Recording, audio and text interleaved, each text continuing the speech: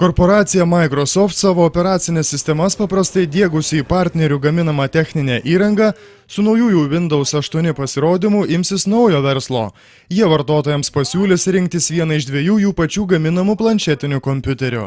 Microsoft pirmadienį pristatė du planšetinius kompiuterius su savo prekės ženklu, abu jie vadinsis Microsoft Surface.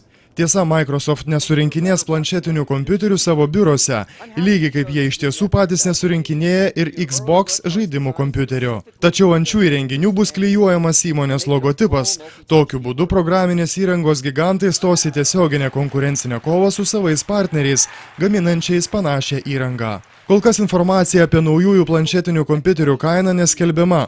Užsimenama tik tiek, kad kaina bus paskelbta prieš prekybos pradžią. Tikimasi, kad kainos požiūriu naujieji gaminiai konkuruos su analogiškais planšetiniais kompiuteriais, su ARM procesoriais arba Intel Ultrabook klasės kompiuteriais. Surface kompiuteriai taip pat bus su prilimpančiu užverčiamu dangčiu, kuris jį atvertus gali atlikti ir klaviatūros vaidmenį. Kad spausdinti būtų patogiau, galinėje kompiuterio senelėje yra atrama suteikianti galimybę patogiai pasistatyti Surface ant stalo ir dirbti kaip su įprastiniu nešiojamuoju kompiuteriu.